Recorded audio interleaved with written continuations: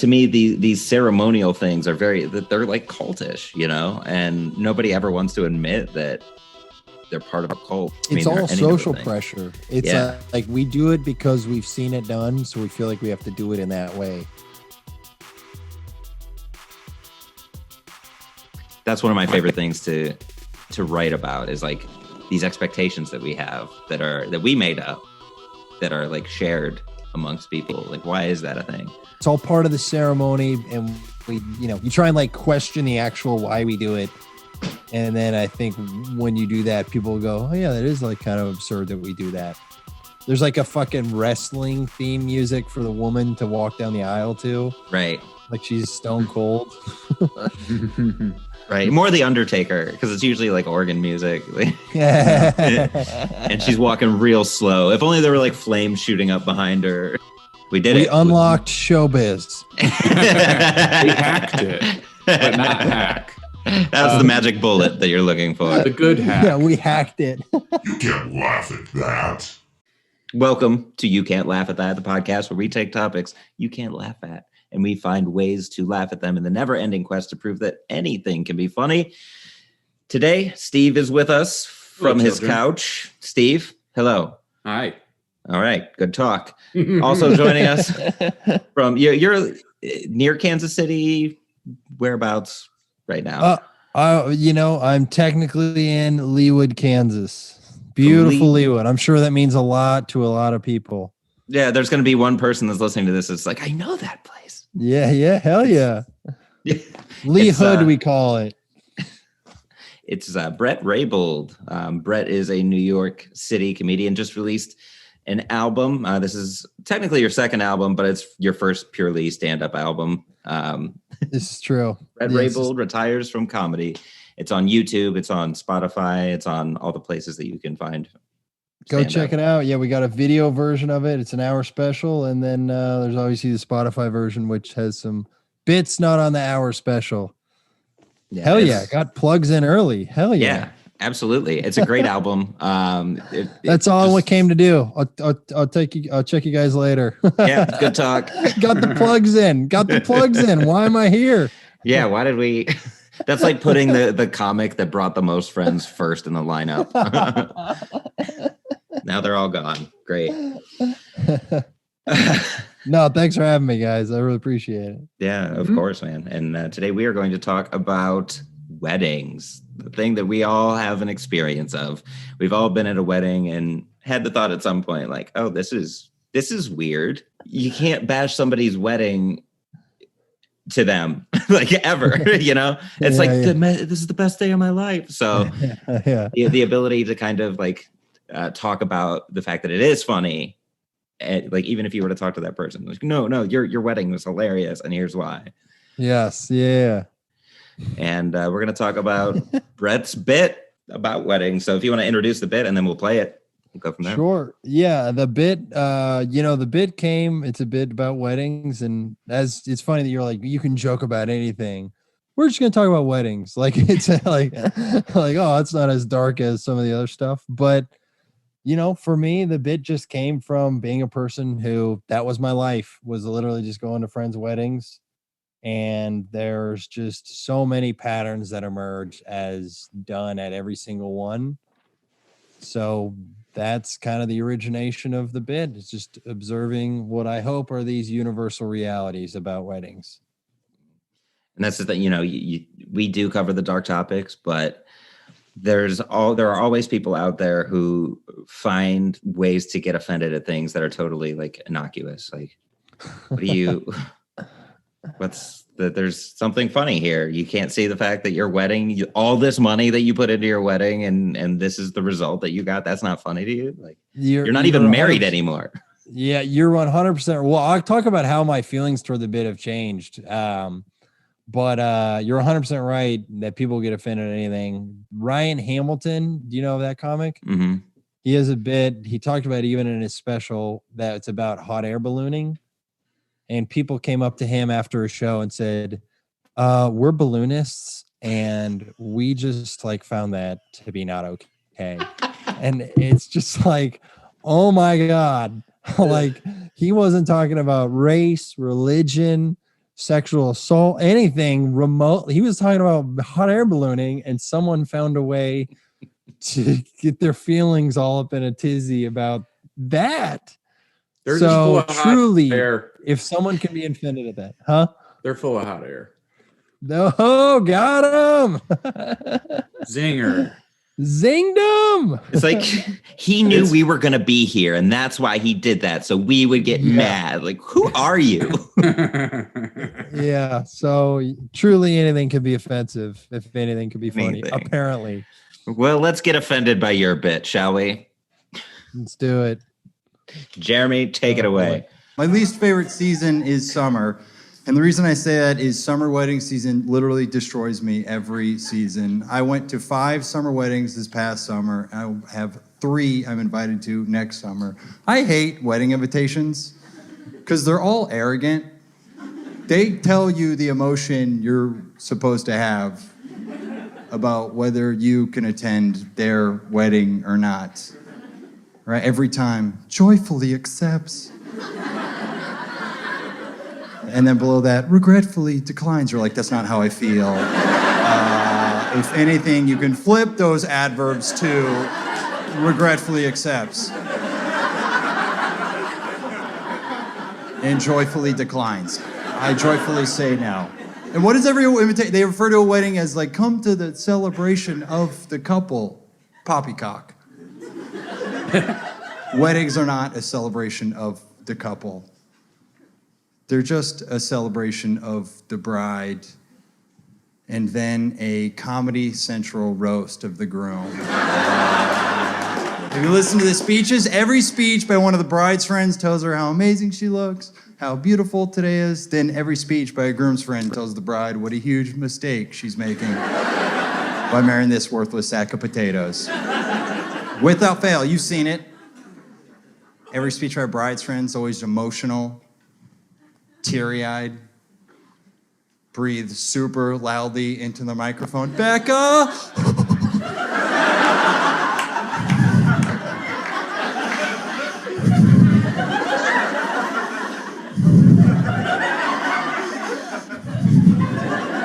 You can see old people in the back like, fuck!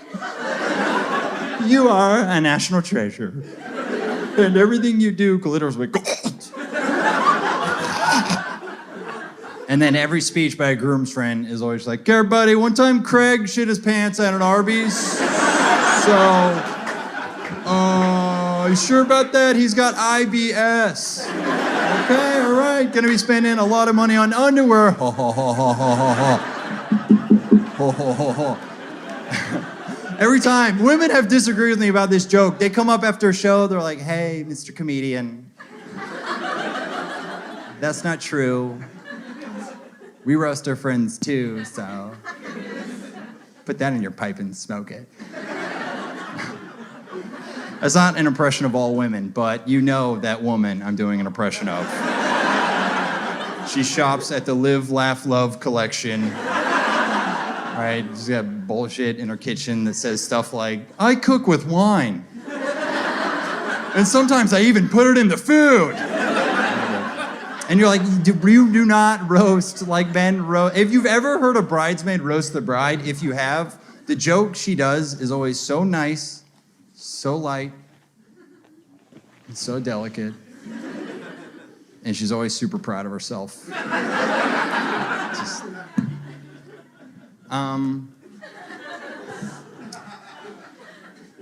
okay. Okay, so we all know Crystal, like, loves white wine.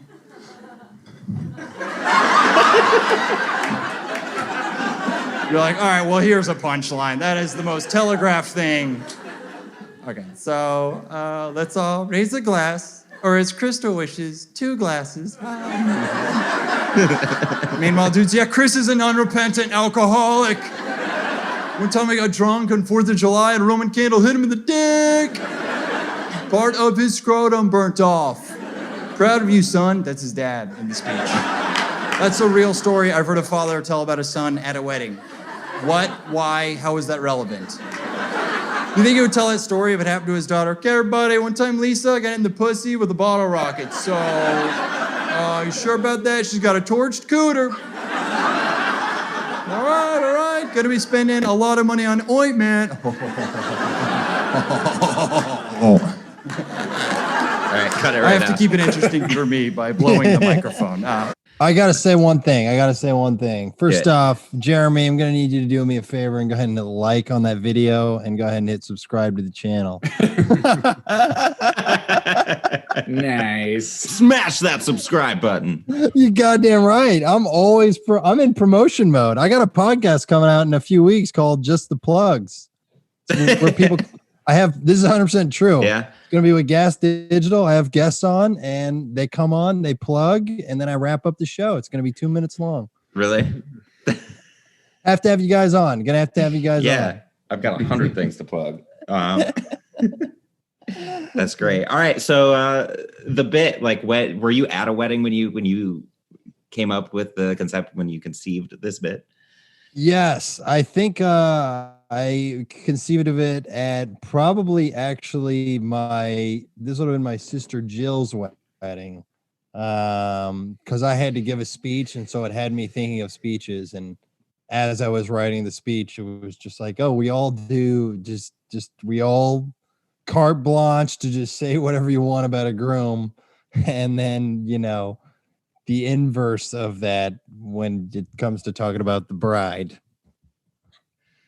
Yeah, it's so true. Your mannerisms too, like, elevate each joke too.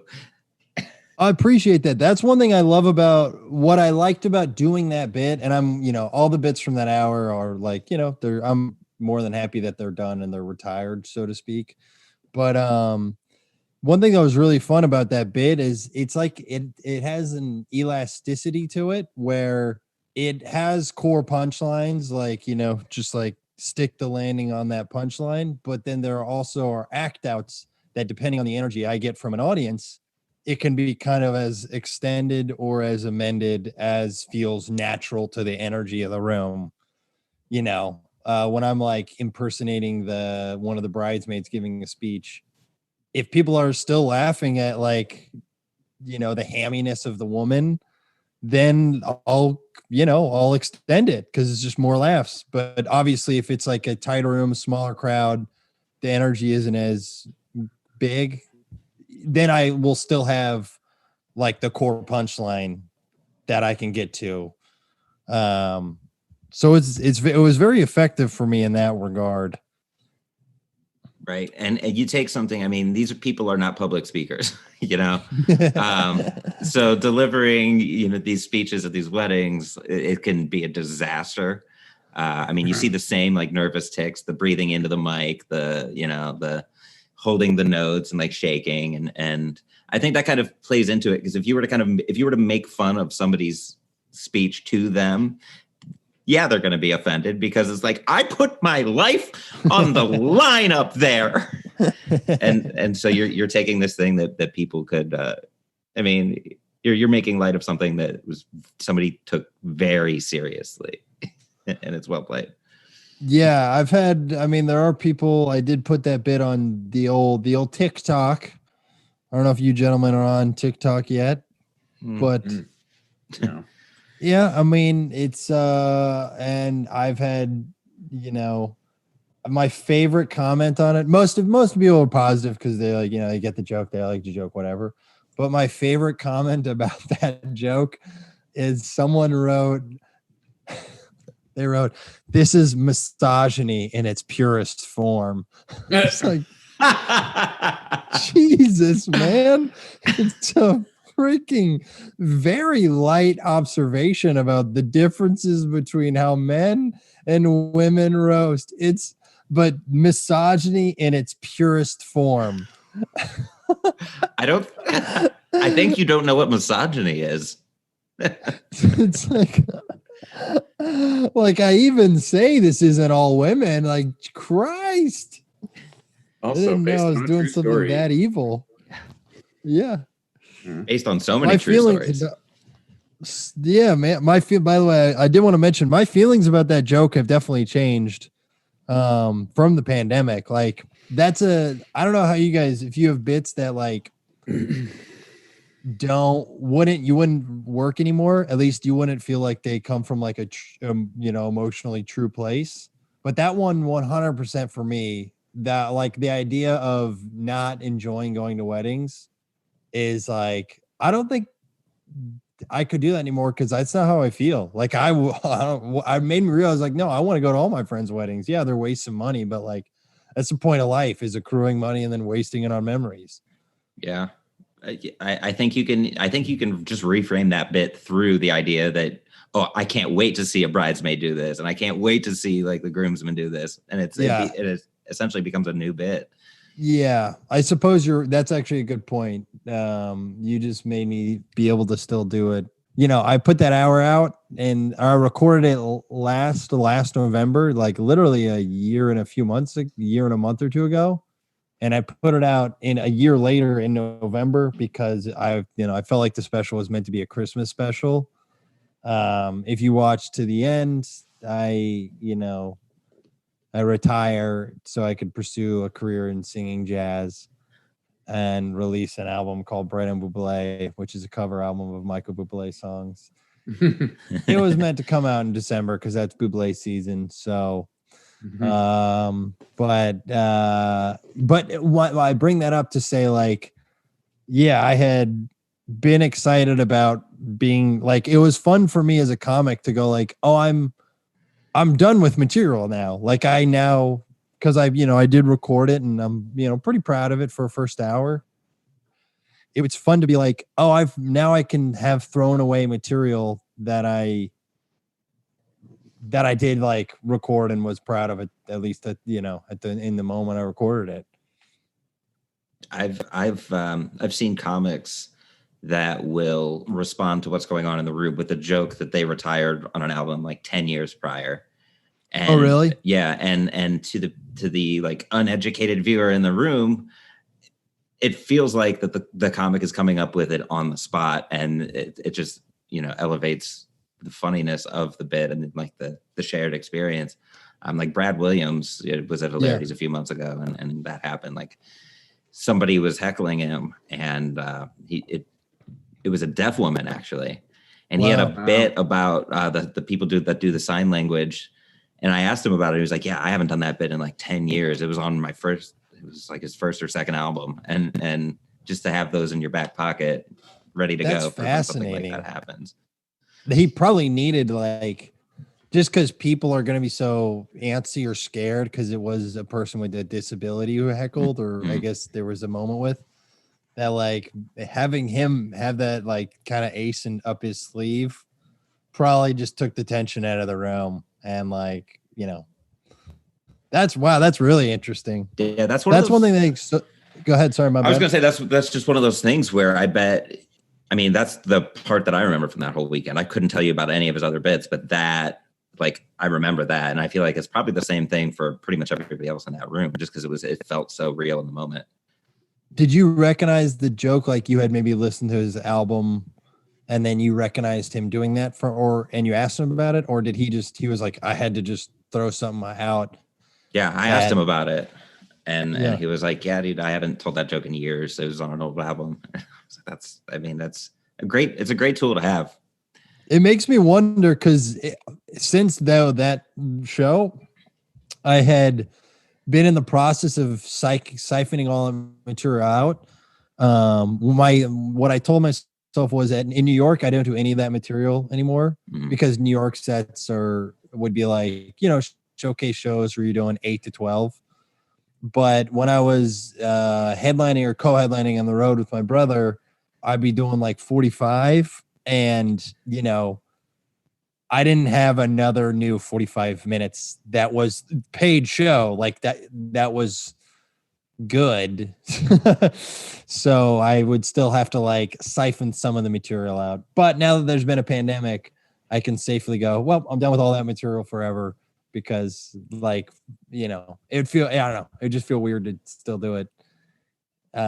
Especially since it isn't how I feel. Like, you are right. The roasting between the couples could still work. Like, that's still just a general observation. But the the emotional truth of like, weddings suck, I don't agree anymore. You start from I mean, you take us kind of on a journey through the whole wedding experience. So it starts with the invitation. Did that like, where did that come from? Was that a later addition? And By the way, this is my favorite description of any of my stand-up ever is you took us through a journey. yeah, it's so pretentious, right? We went on a journey. We experienced an entire character arc. No, man, it's like I wrote a shitty joke on a napkin, tried it, people laughed, so I kept it. but I will say, you know, it does feel more natural to start a joke. One thing that can be really hard, at least for me, is starting a set. I like trying to start a set by making it not just feel like I'm going into stand-up comedy mode. It's really important to me that it feels somewhat conversational and somewhat, you know, like stuff that's on your mind that's natural to just start talking about. And so I liked having that wedding bit because it was always felt genuine to start talking about this because it was something that was very much in my life. Whereas like, you know, another bit I have on the special, be it about, the bit about pranking my brother by shitting in a potty training toilet. Like I would try to start a show with that bit and it wouldn't work because it's just like so much to start on. But like weddings was a very nice universal, I don't care what the room is, everyone's experienced it. And you know, there's like a entry point for everybody into my set with that. And then maybe I can get weirder, more conceptual, more abstract, or just some bits that are more off the beaten path. You kind of introduce them to who you are through this experience that we've all had. Yeah. And I think like, you know, hopefully a strong joke about a universal thing. That's always a good way to start a set, especially when you're a nobody like me, because like only ever doing shows for people who don't know, like they came to the show, not for Bret Raybould.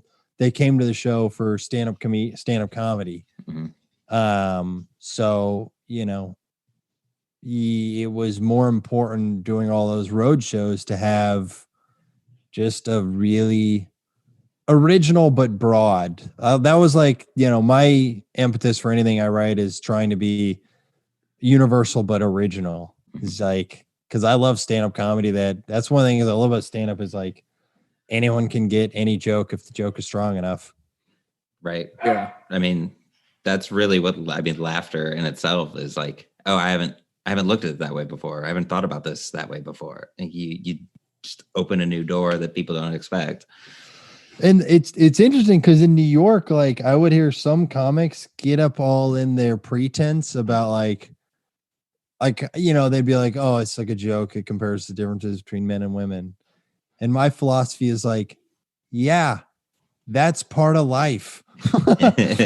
We are different. You should try and write like, you know, it's like Brian Regan said, like there are no hacky premises, only hacky punchlines.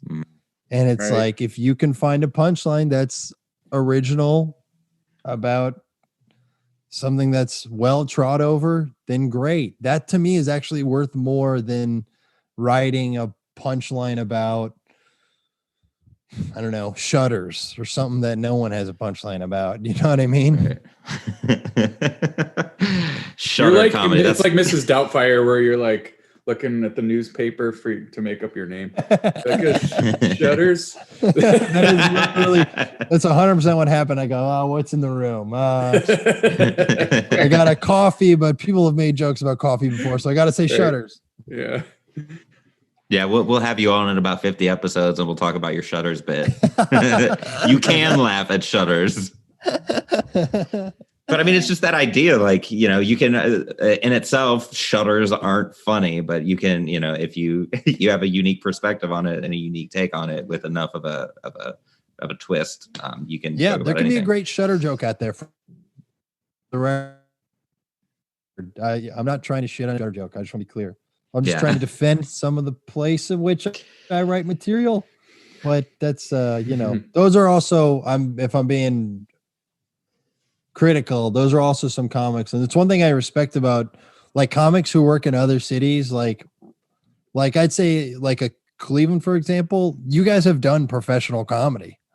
Like you've done shows for people who've paid audiences.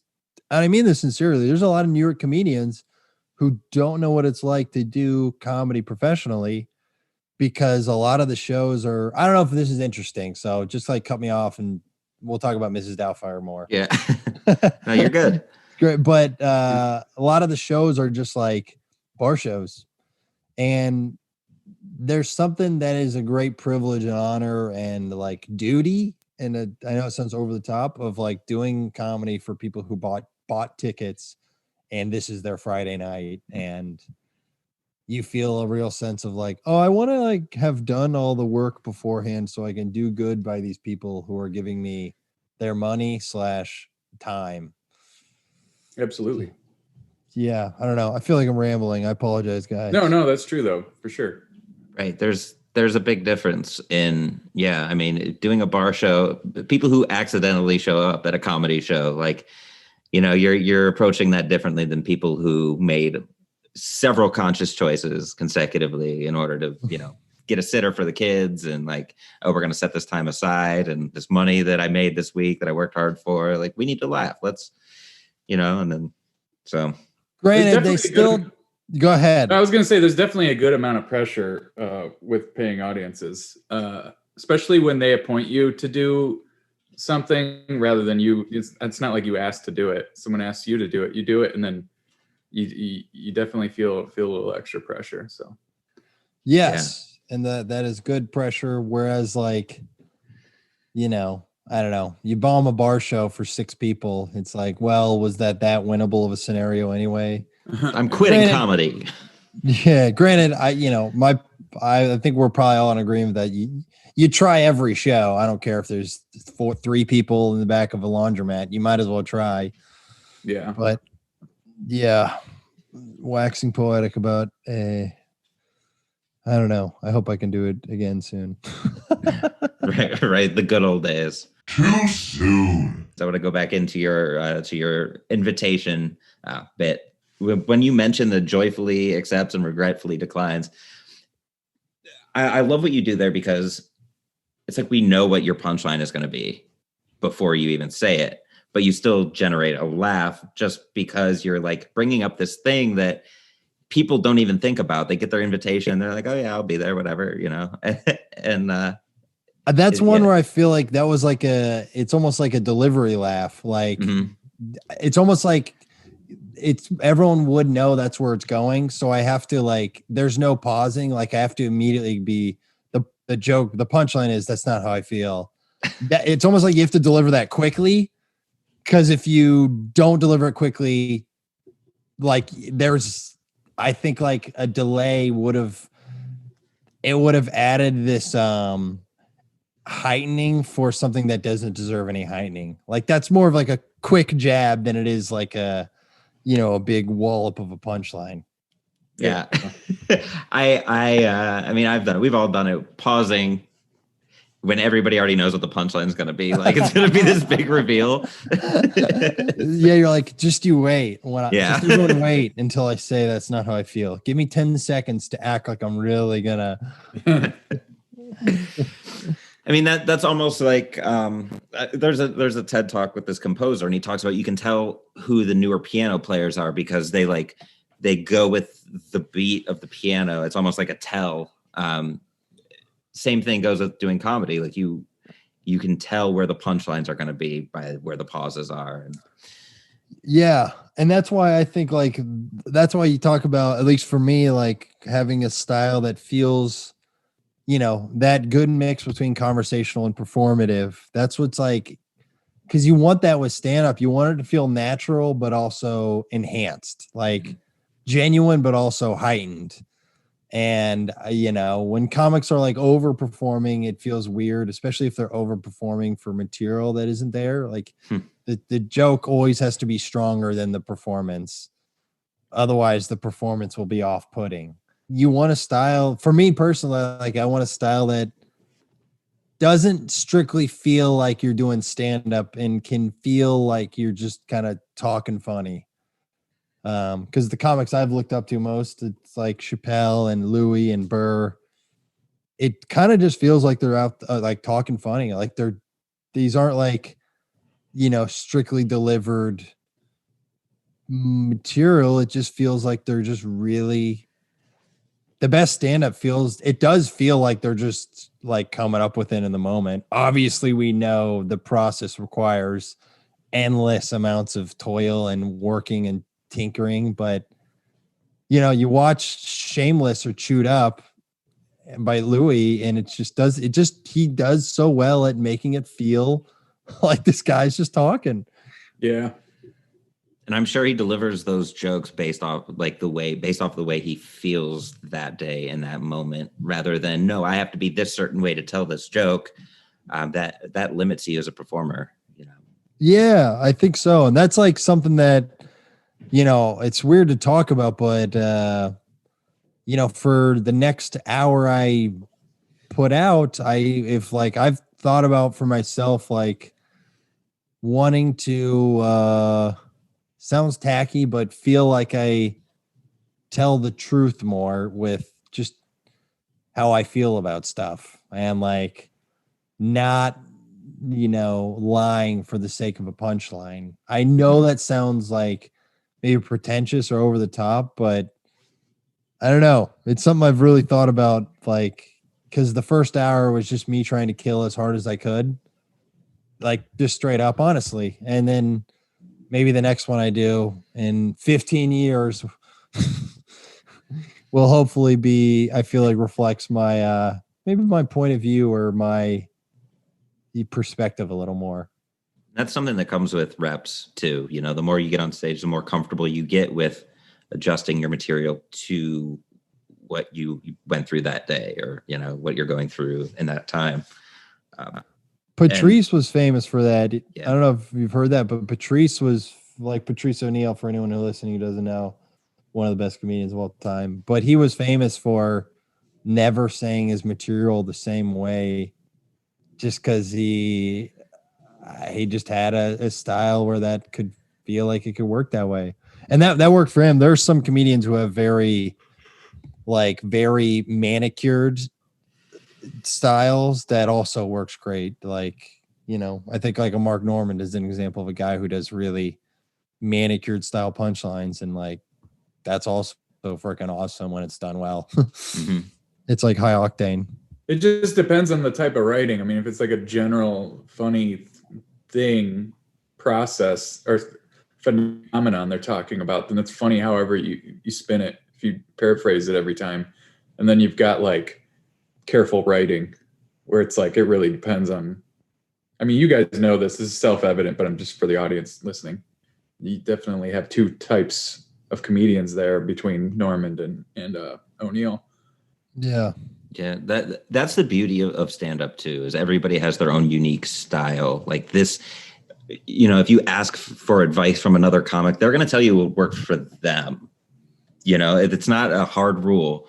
There are guidelines in place, sure, but you can work within that creatively to figure out where your sweet spot is, and like what's most natural for you. I'm all word economy. Mm-hmm. Yeah. Like I rely heavily on that because everything I do is short, but it's clustered, but it's short. So it has to be word economy. Yeah. There's no wordiness when Steve gets up. It's just right to the point, and it works. So if it's not, it fails. Mm-hmm. It's just it just drags on too long. Yeah. That's very interesting. How often do you think for your material, are you, how much does it change from the original like core joke you wrote? Almost not at all. Like really? It's so succinct that, I mean, things will change. Like I'll add tags and things like that, but I'll usually almost some majority of the time it is written the way it should be written the first time, because any other way just doesn't work, because it relies on, it's like a magic trick rather than a presentation. It's like, I need to do it with the sleight of hand just the right way. I'd have to show you examples, but sure. Like some things you just cannot fundamentally change. Yeah. Maybe just a little bit, but other than that, not at all. So I have deep envy for having material work out of the gate because my process is, is just shoot a shotgun and hope something hits. Like it's the inverse. It's like I feel proud of material that I get there because I know I went through the ringer of failure on it. for me, And it's the 0.5% of jokes that are still there. The other 99.5% of my material just did not work, and it can be worked on, but generally it can't, and it just goes away. Yeah. So you have 7 minutes about weddings. How much would you say that you had before you whittled it down to what you have? I had probably done 15 minutes of stuff about weddings, and even on that special, it's funny because I cut like 2 minutes from it because as I'm like listening to it back, I'm like, oh, I just fucking talk about weddings for 1/6 of the special. It's like I gotta just cut this just for the sake of. Is this guy just going to be the wedding comic? I mean, he's wearing a tux. He already looks like a best man. Yeah. He's really, really laying into these bridesmaids, man. Yeah, man. It's almost like you were slighted you're just like, and these women. Dude, misogyny in its purest form. But that should be the title of your album. It's like you almost want to go, lady. I've written way more misogynistic stuff than this. Oh, you want misogyny? You should see my joke book, my friend. No, but I mean, for me, it's like you have a big chunk and you try, and then you write what you write, you keep what works, and then you try and I guess chisel that to just add tags to it and have you write what you write and then the audience just proofread. So I probably wrote like 15, 16 minutes of stuff. And then I would almost be interested for me because I haven't reflected on it to be like, man, the origination of starting to talk about that stuff to where it eventually got that I recorded was, you do feel pride because you're like, I started with just like one punchline. And then over the course of working on the material for, a couple of years, it's like, oh, now there's like in that bit, there's like, I don't know, like 15, 20 punchlines, or like there's like 15 laugh lines. And it all started from just like, oh, I got to laugh on that. And then, over the performing it probably felt fun to be the character on stage, and that got added to the bit. But yeah, I think what I love about stand-up is like, I love feeling like, I think, and this might sound cocky, so feel free to just be like, whoa, dude, easy. But I think writing pretty good stuff isn't that hard, but I do think getting pretty good stuff to be great is really hard. Mm-hmm. To me, a lot of the real toil of stand-up is trying to get that stuff that's like pretty good to make it hopefully, great. Yeah, like a lot of the stuff that I've done over the years, a lot of it's like, yeah, it makes them laugh, but I don't really want to keep it because it's not great. Yeah, it's like good. It works, but I'm not, You talk about like you keep 0.5% or something. So let's say you write 100 jokes and maybe one enters your act. It wasn't like the other 99 were I'm at zero, like bomb fest. Yeah. Like, no, yeah, they're all just like, they all make people laugh, but they're just not good enough for me. Yeah, there might be some that are decent or like kind of funny, and maybe there are some that are bad because that's part of the process. But like, you had some that were pretty good, and maybe those will re-enter your head at some point, and at a later date, you figure it out. But you wrote like some pretty good things, and you just kept the one that was maybe fantastic. Or I used to think the joke that got the biggest laugh was the best. And I do now, while that needs to be there, I do feel like it should have that strain of originality. And like, there are some comics you can see that can murder, but you're like, this is kind of all tacky or hack. Like there are some hacks who can murder, and there's a value to that. But like you watch maybe it's a service, not an art at that point. Yeah. And you might watch something that like Gary Goldman's working on.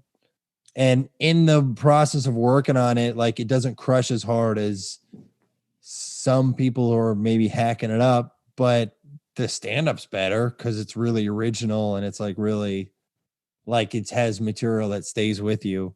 I don't know if that makes you know what I mean, right? Oh, absolutely. No, I totally agree. Gary Goldman was a great example too, because I love him. Yeah, I mean, Gary Goldman murders. That's not me being like he just does well. I'm saying when he's working on stuff. Mm-hmm. Right. No, but he was in Cleveland. He did 2 hours and 20 minutes. And are you serious? Yeah, and I'd be willing to bet that maybe 20 minutes of that ends up in his next special. Wow, dude, that's awesome, man. When was that? Was that before the Great Depression? It was right.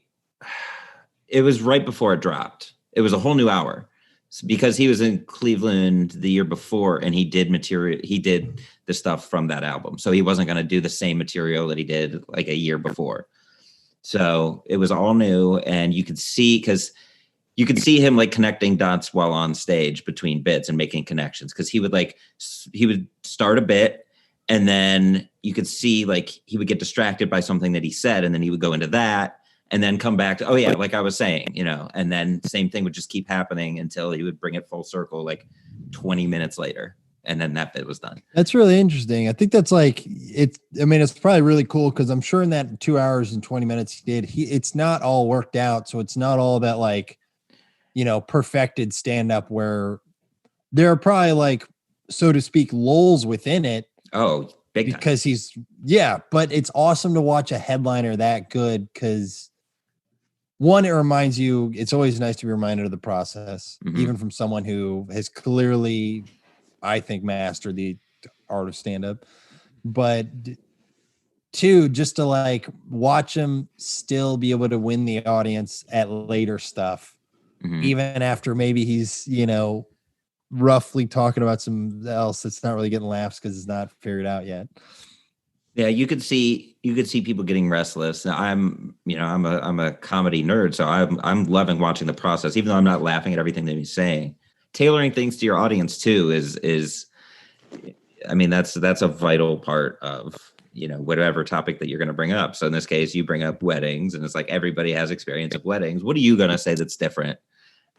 You kind of give your point of view. Like, I'm going to 6 weddings this summer, and I don't like weddings, and here's why. Whereas like most people, I'm a fan of weddings, but for a different reason. I'm sure, there are always things to like about something, and there are always ways to find the negative. And you do that really well, from the invitation to the speeches, and the juxtaposition of that is good. We didn't get we didn't listen to the rest of the bit. So let's finish it up, Jeremy. Oh boy. Yeah. My favorite part of the podcast, watching my own stand-up. Everybody says that. I'm here just to watch myself. Hey, hold on. Jeremy still hasn't hit subscribe. Son of a bitch. Hit it, Jeremy. Weddings should just celebrate the bride. You know why? They do literally all of the everything for him. I feel like if men were the main organizing forces of a wedding, very different affairs. First off, they'd cost under $300. Second off, the invitation would just be a text that day. Not some fancy, frilly, come to the courtship of just, hey man, I'm getting married in 2.5 hours. Can you be my best man? Dude's friends are chill. They'd be like, yeah man, no freaking problem. Where's the wedding at? And then every wedding. It's at Buffalo Wild Wings, so I didn't make reservations. I'm not getting married anytime soon, but I know when I do, I'm gonna prank people with my invitations, mess with their heads.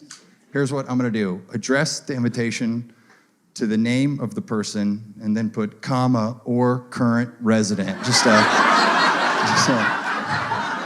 throw them off. They're just.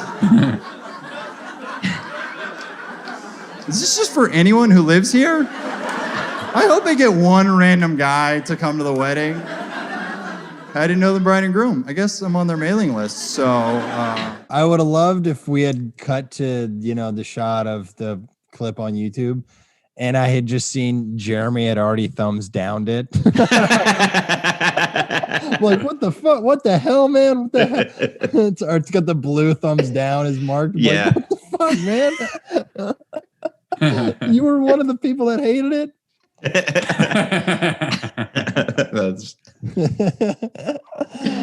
It's a good point. I've had that thought. I actually started writing a joke about that. Like, oh, I'm just going to DM my friends on Facebook the day I get married.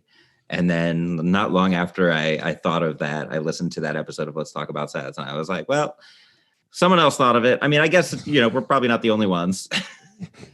Don't worry. That wasn't like no one can touch anything I have ever thought of.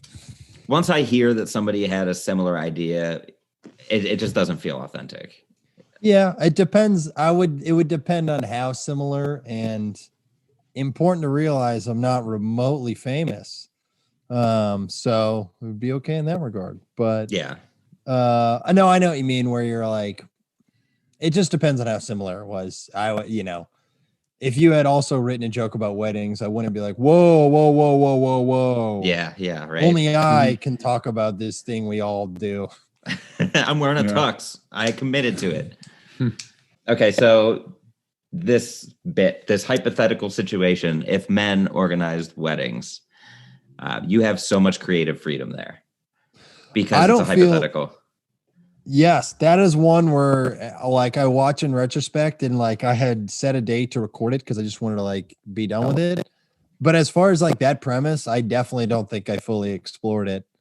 Just like speaking honestly, it's like because I did like two kind of like, what would it cost, and then what would the invitations be? Mm-hmm. I just feel a sense of like, if I had more time and had thought harder about it, I feel like I could have done more with that.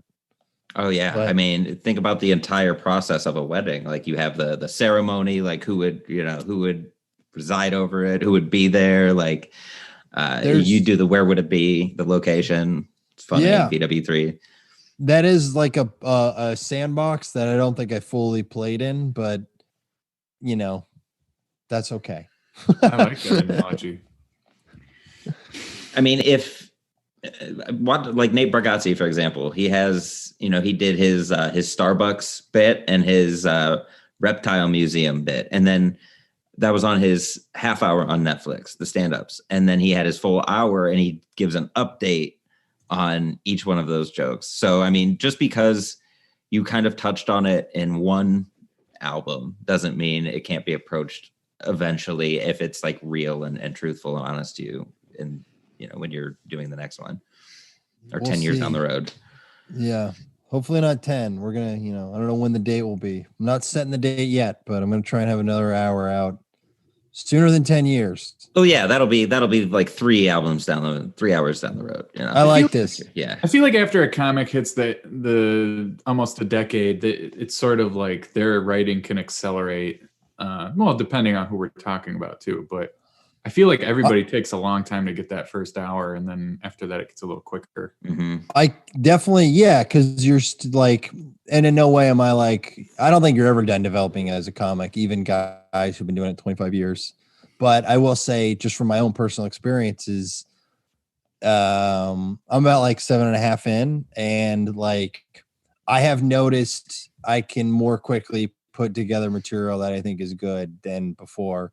Just because I know my voice better, and like I'm a better joke writer, and like it's easier to put together material when you have some of the skills than when you're starting from zero. I heard Jeselnik say he said it took him 7 years to write his first hour, and then like 2 or 3 years to write his next one. And I mean, it makes sense. Is you're just better, like. I would hope I'm better now than I was 6 years ago. Not really being a good comic if I'm not. Right. No, I'm married to the first bit that I ever wrote the way I wrote it, and that's final. Yeah. Make me glad that I ditched it all. Yeah. All that early stuff is gone, except for really good stuff. But Yeah, I'll bring some of the stuff back, but I mean, I was having this conversation last night with the other comics I'm working with, and I listened back to my stuff before the pandemic, and it was almost cringeworthy. Like, oh, really? yeah, I mean, it wasn't bad, but it's like now that I have this perspective of a little bit of time away from it, I can look back at it and see it from a different point of view and just be like, oh, this is how I would do it differently. It wasn't like, oh, that was bad, but it's like, oh, that could be better. That right. And even right now, when we're watching a clip from the hour, I watch it and I'm not like, yeah, fucking awesome. I'm like, oh man, like I feel like I could do this better, or like, let's get through this part. Like, it's just naturally how you feel about stuff you made, even though you're proud of it and you think it's good, but you're in no way am I just sitting here like cracking my neck, like, oh yeah, victory lap for old Brad. I'm like, oh, I feel like this isn't good. Yeah. Where did you start out? In Kansas or? No, I started in New York. I would. Okay. Yeah, I started like comedy in general. I was in a college sketch comedy troupe, and that's when I first started writing comedy. But like for stand up, I started in New York. My first sets were in Kansas, but doing like one every 2 or 3, like one a month for a summer I wouldn't count that as starting. No. Whereas like after college, moved to New York because I was just like, oh, I just want to go there and so yeah, I started in New York.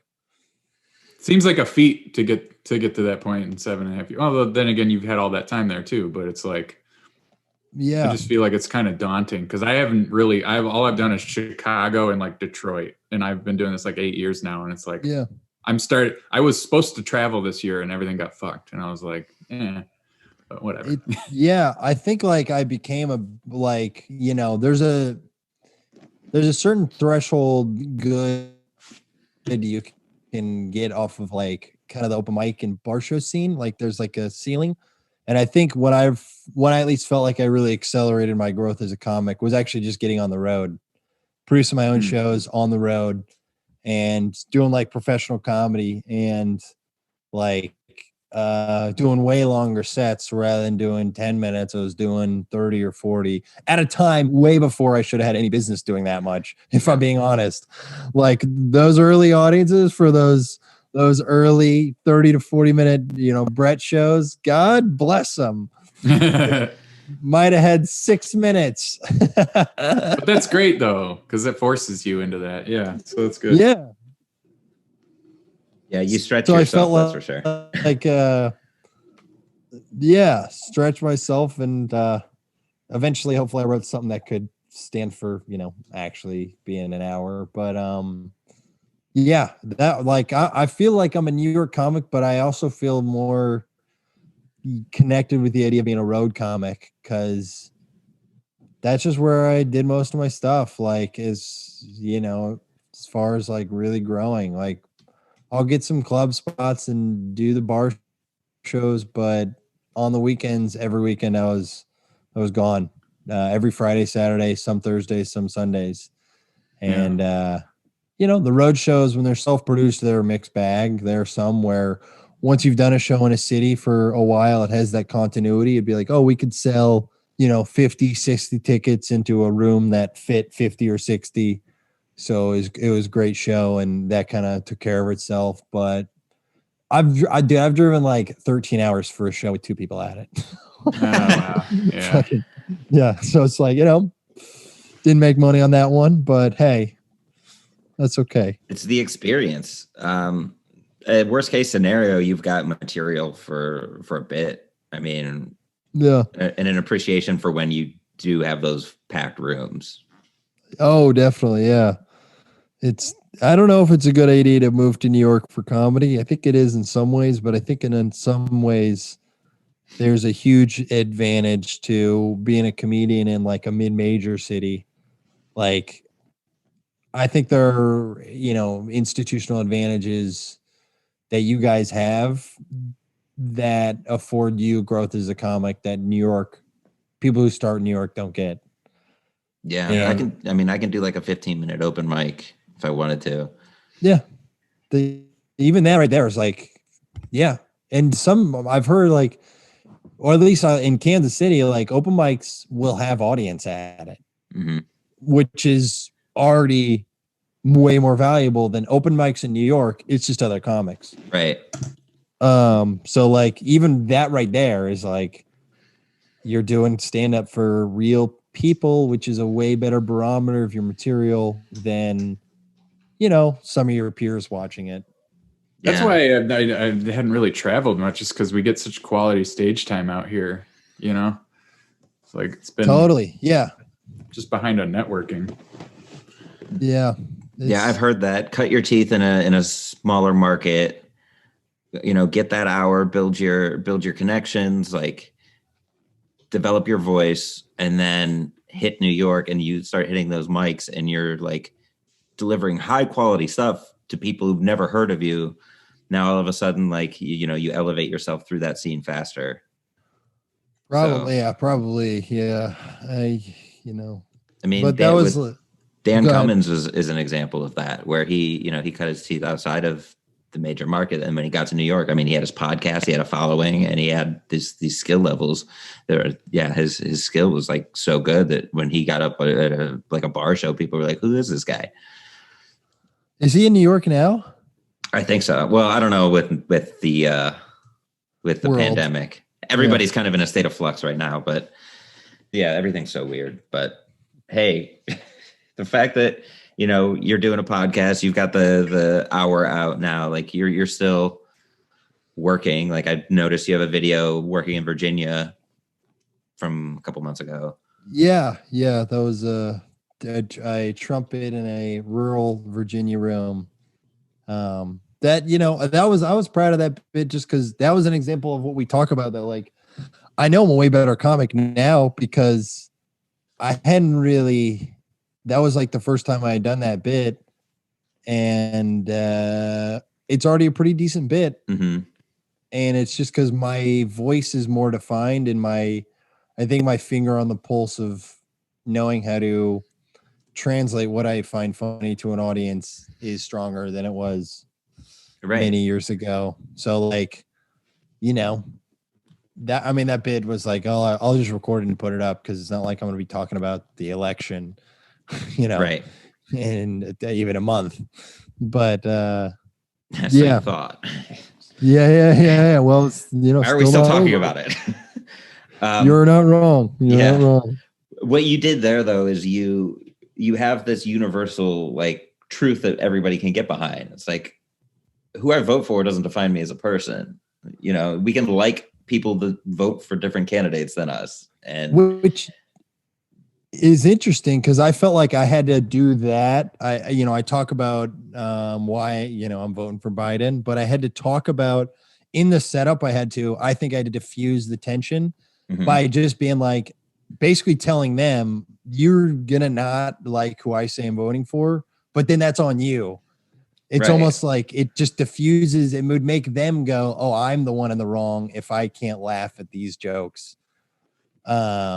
And it's like a setup line that I think is needed to then have the jokes be received well. Yeah.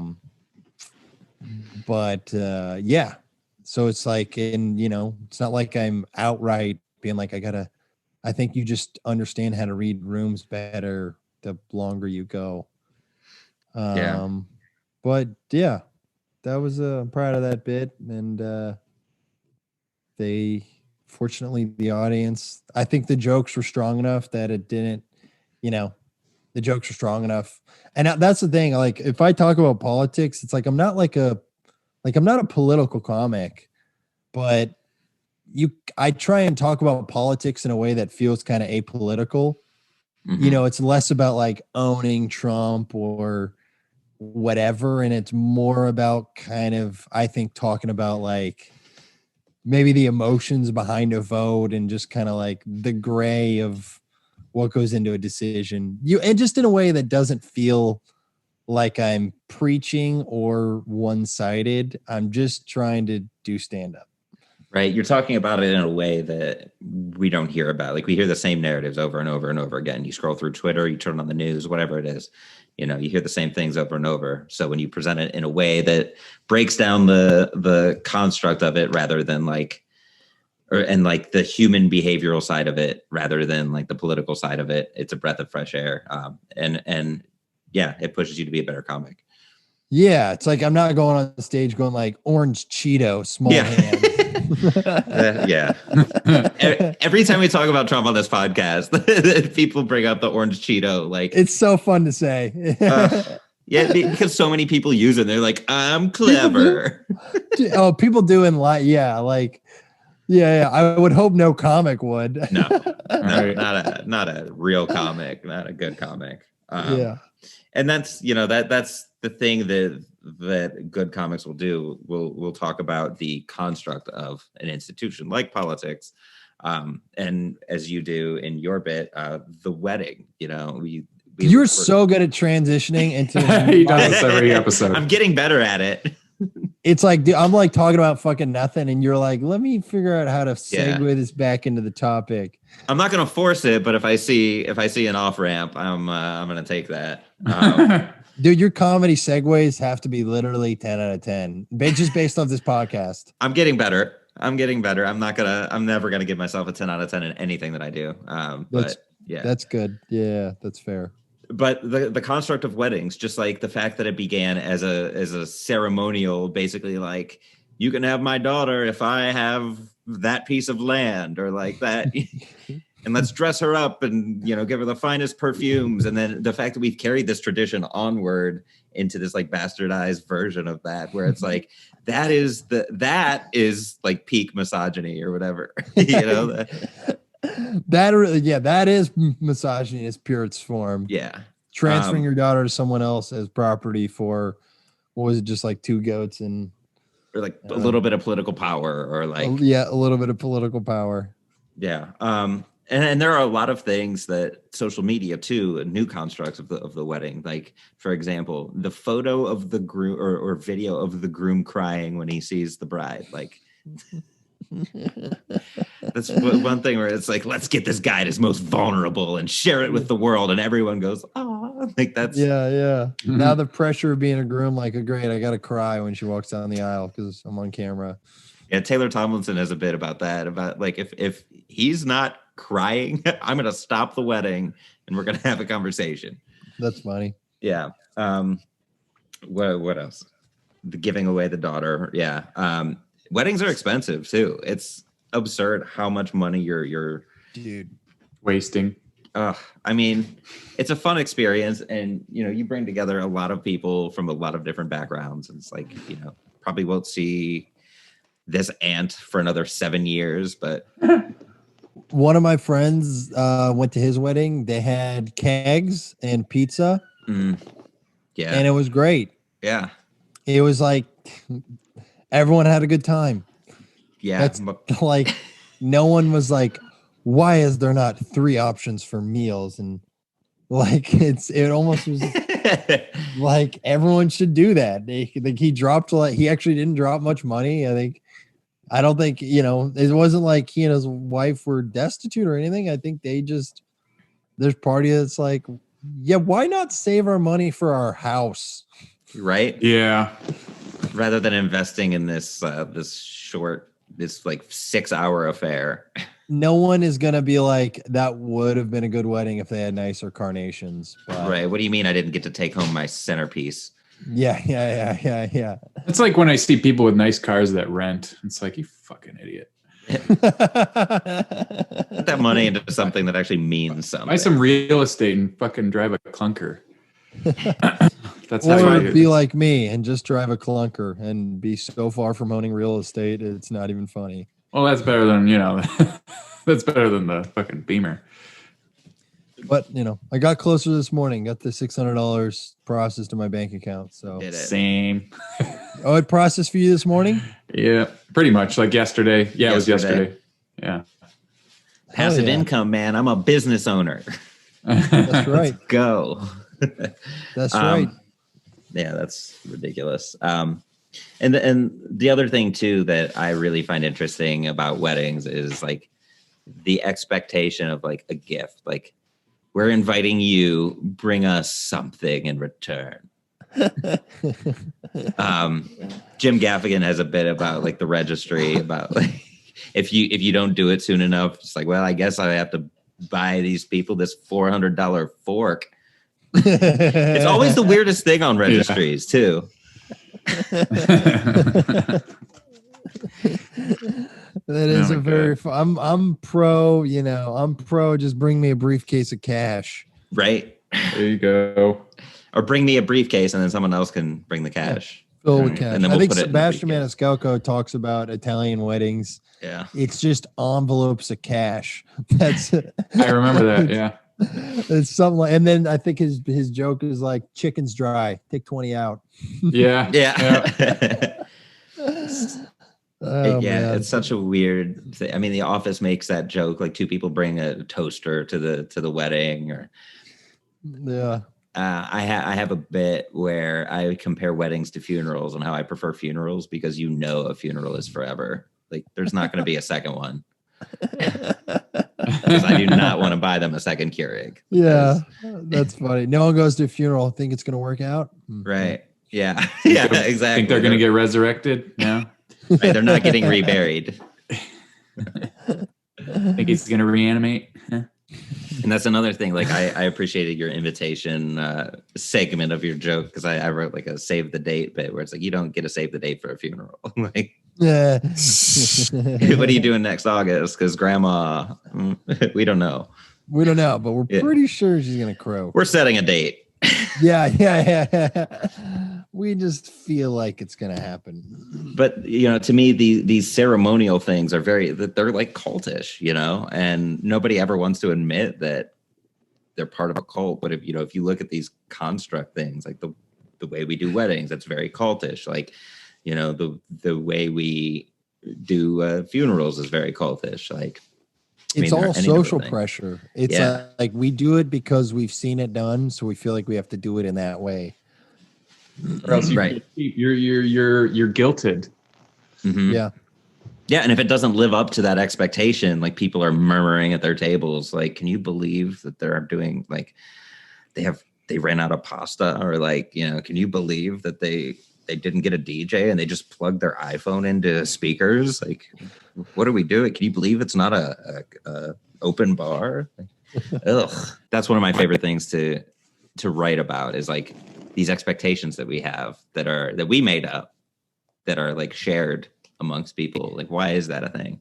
Why is that? It's all the same. It's all part of the ceremony, and we, you try and like question the actual why we do it. And then I think when you do that, people will go, oh yeah, that is like kind of absurd that we do that. There's like a fucking wrestling theme music for the woman to walk down the aisle to. Right. Like she's stone cold. Right. More the Undertaker, because it's usually like organ music.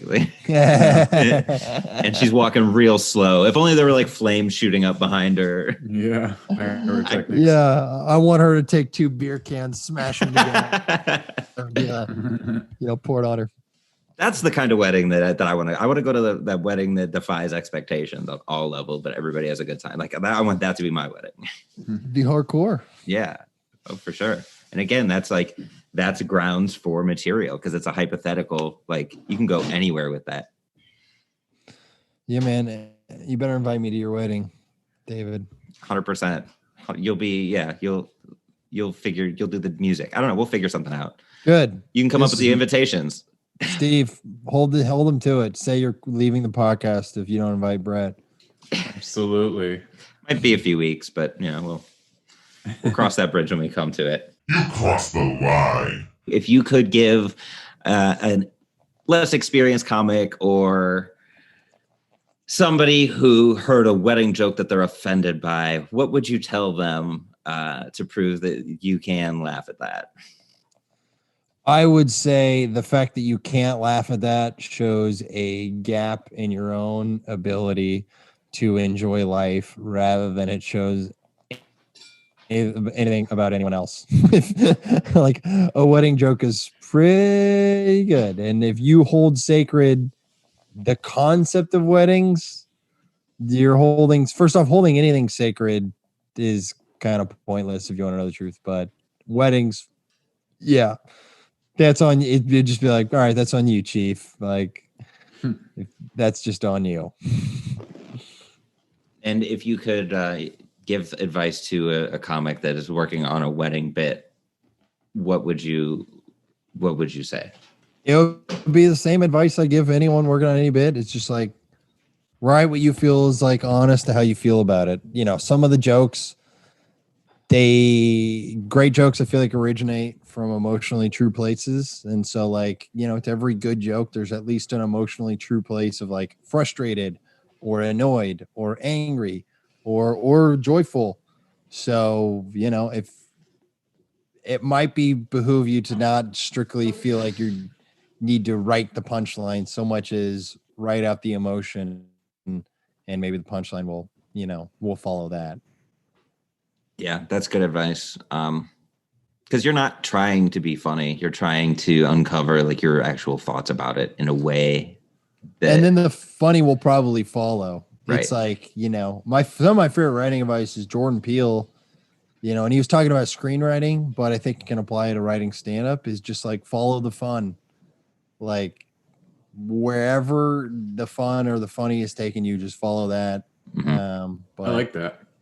Isn't that really good writing advice? I really like At least that, especially for screenwriting. Like, I don't know if you guys have tried it, but I'm in the middle of working on it. Yeah. So. It's like there's so much advice. It's like you got to outline and you got to do all of these.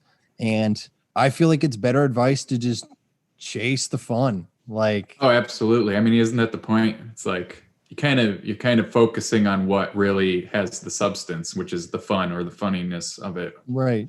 Yeah. And that's what's going to be compelling on stage or on screen. that's what you're trying to share with people. You know, I look at my comedy, you know, the reason I do it is I want to share that moment of discovery that I had that made me laugh or when I had fun with the audience.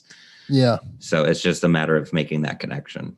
Following Totally. the fun marries well with write what you know. I Mhm. think those two together are really good. Two sides of the same coin. Yeah. Yeah, absolutely.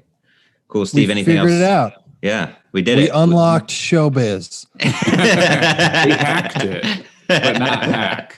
That's the magic bullet that you're looking for. The good hack. Yeah, we hacked it. Like I was saying earlier, you know, everybody's looking for advice. Well, that is the universal advice that everybody should take. Comedians Done, dude. destroy not being funny. Yeah. All right, Brett, anything you want to plug? Oh, dude, go watch and subscribe to the channel, just like I forced Jeremy to on air. But no, I mean, I got a podcast coming out on that channel soon. I am a publicly traded comedian. That is true. I'm the world's first publicly traded comedian. So if you go to Bret Trade, BRETTRADE.com, you can invest in my Bret coin. I did an IBO. This is 100% real. I did an IBO, which is an initial Bret offering of 100,000 shares valued at 50 cents a share, giving me a market cap of $50,000, that's a steal, folks. And so, you know, you can do that. You can also watch my stand-up special in Mandarin. I have it in English, but I also had it dubbed into Mandarin. Nice. So there's an entire hour special dubbed into Mandarin, including the 2 songs I sing on it, which are Baby It's Cold Outside and Come Fly With Me. So that is all I have to plug. Sorry, Chinese farmers. The city folk will get you. That's right. I think it's great that you take these constructs and you're just like, yeah, publicly traded goods. That's me. Like, I'm telling you, I mean, I genuinely, guys, jokes aside, I think I'm a good investment. You know, I'm never going to stop doing this. So this is kind of the ground floor / rock bottom. I think my talent outstrips my stature currently. So if you agree, if you watch the hour and you go like, hey, it was pretty good, or that was better than most specials I see elsewhere, I think it's high tide to buy in. Hell yeah. $5. What's come on, just start there. All I'm right, the same way. It's so much fun to do comedy. Like, I don't want to quit. Like, I have no desire to quit. It's that much fun. Yeah, it's even hard. though I did retire. Which you can find out why on the hour special. I came out of retirement 3-4 weeks later. Turns out severely miscalculated my finances, but I have retired from comedy once, and maybe I'll retire again. Yeah, invest in him. It worked so well for Michael Jordan. Is he publicly traded? No, I don't know. No, he's not. See, there's one way in which I'm better than Michael Jordan. You heard it here first. In New Zealand, you're Bitcoin. Yeah, I'm investing my Bitcoin. All right. So I think we've learned here today. Actually, where can we follow you on social media too? Oh, just at Bret Raybould, 1 T on Bret. Yeah, the name will be in the title of the episode too. So people Folks, are going to be do it. Yeah, if they're that interested, definitely check out his album. And remember that the next wedding you go to, or the next time somebody tells you whatever you're saying is misogyny in its purest form, remember that you can laugh at that. You think it's funny, the one guy who was married wasn't on the podcast. Right. Hey, this is it right here. This is the bonus footage. Everyone got stupid drunk. My brother accused me of cheating on my wife of like a few hours. Interesting. One of the people in my wedding party, because I had a few women in my wedding party, and my brother's like one of those how do you put it, old school people. Yeah, purist. He was weirded out by the fact that I had women in my wedding party, and then accused me to my wife, and then she decided to do a blood oath with my best friend, sliced her hand open so bad to the point where she had to get rushed to the hospital without me knowing about it. So it was an interesting evening. Holy shit. That is metal, dude. Yeah, it ruled. There's more to that story, but like, yeah, it was a lot of fun. What is your take? How was your wedding different? I have a bit on my wedding where the ink on my marriage license wasn't even dry before people started asking us, when are you guys going to have a baby? When are you guys going to have a baby? Yeah. And I said to my aunt, who kept just insisting, like, when are you guys going to have a child? And I said, my wife and I can't conceive the idea of ever having children. Nice. That's a good joke.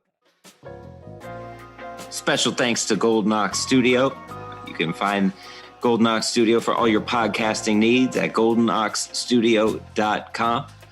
Hit up Jeremy. He is fantastic to work with, a professional. He makes podcasting easy. And if you've been kicking the tires on starting your own podcast, definitely give Golden Ox Studio a look.